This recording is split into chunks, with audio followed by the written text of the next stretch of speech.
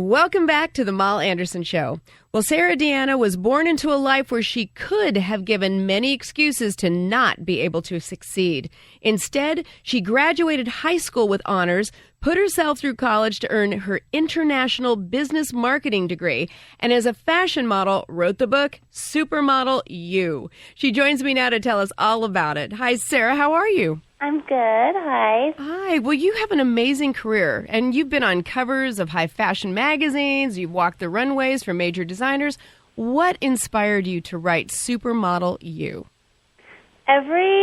Basically every woman and girl that I've met and everyone that I've worked with, because I feel like every person, even men, which is funny, want to be a model or aspire to be a model, and think that they can't be, think that they can't have that body, think that they're never going to look that way. And it was so sad to see and so disheartening for me, because I believe that everyone is beautiful and everyone aspires to be their most beautiful, best self. They don't exactly want to look like another supermodel. They want to look like the supermodel version of themselves.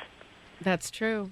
So that's kind of where it started. And then, the health and fitness side of it started because I entered into an industry that was not particularly healthy or not talked about in a healthy way, when there's actually a lot of really healthy girls out there. And so the message that's being promoted and talked about all the time is that, models are anorexic and bulimic and all these negative things, which the reality, especially today, it's not like it used to be at all, is that models are extremely healthy. They have most models today, have great habits, they eat well, not all of them work out. Some of them do work out, so it was a message that needed to be said.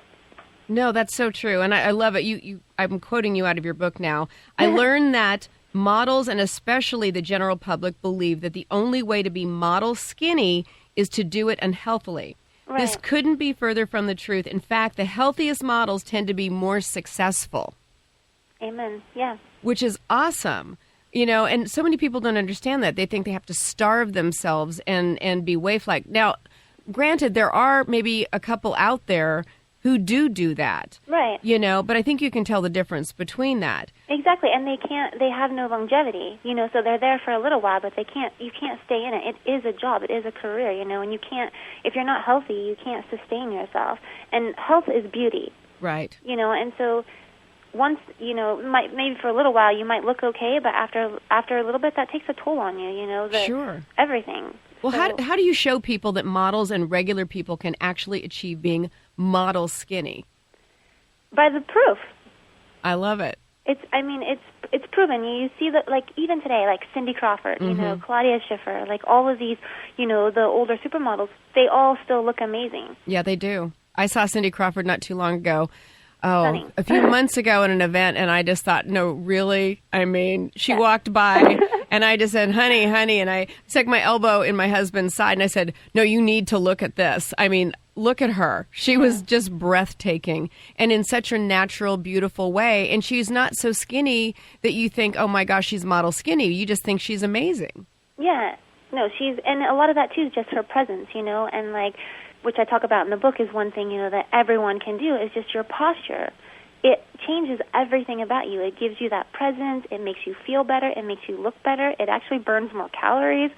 That's one of the main things that I always say. You do this, is work on your posture. Yeah, posture is important, isn't it?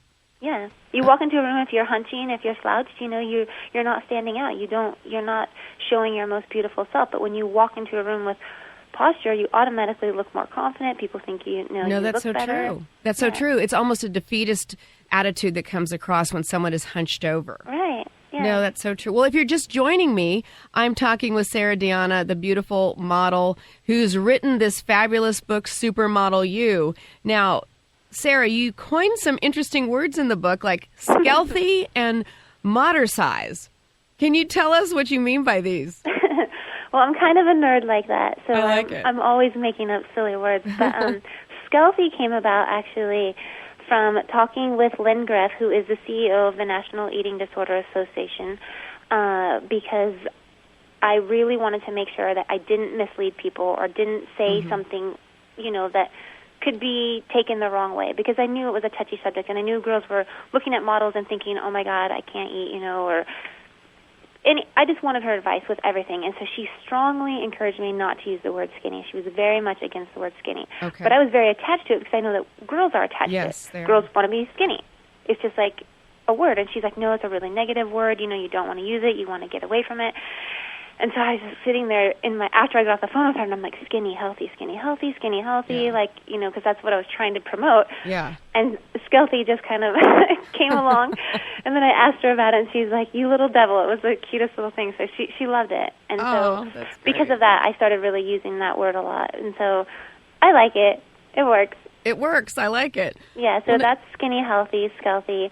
And then moderate size was models, like a lot of models don't actually, I'd be like, I thought, you know, you had to work out all the time to be thin, and a lot of people believe that as well.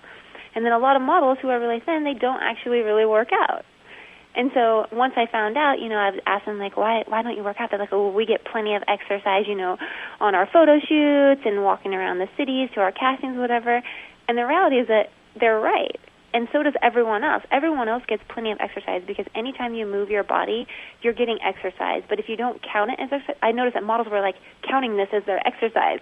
And if you don't count it, you're not actually going to reap the benefits of it. Ah. And there's a study that I talk about in the book from Harvard where they did this study with some housekeepers, and they informed only one group about the number of calories that they were burning on their job and didn't tell the other group.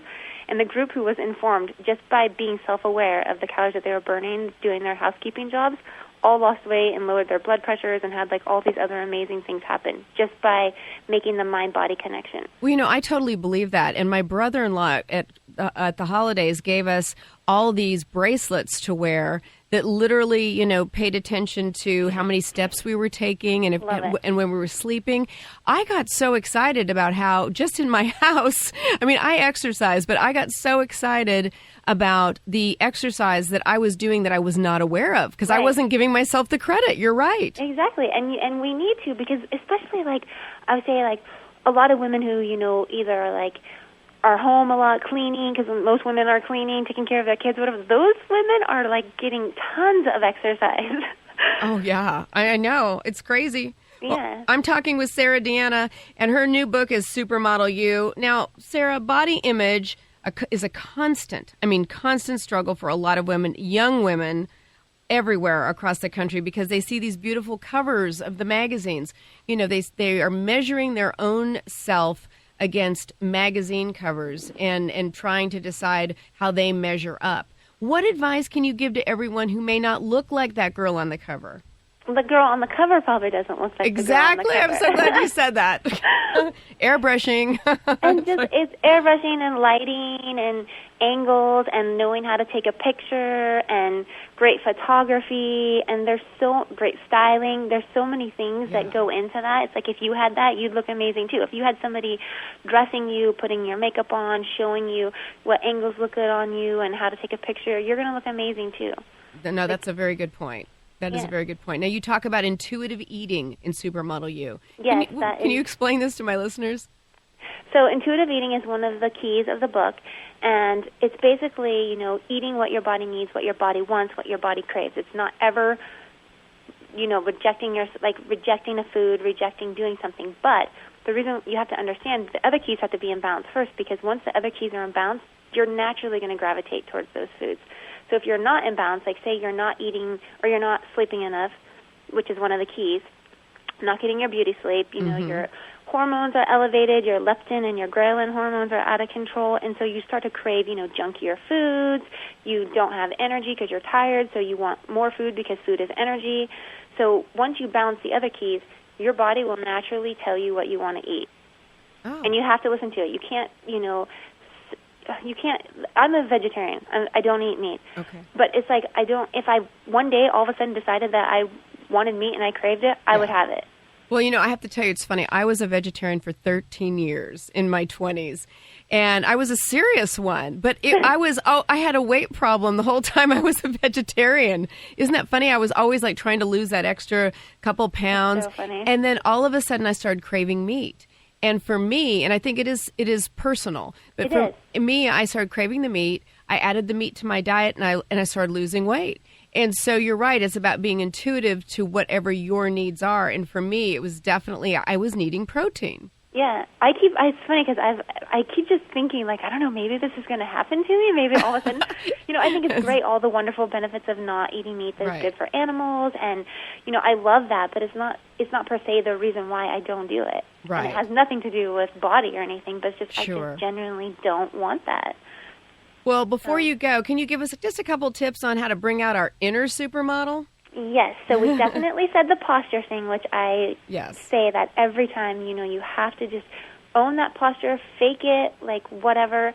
I'm sitting up straighter as we speak. Exactly, sitting up straight, always. Like, it's constantly, it's something that you have to remember. And then I have all kinds of triggers.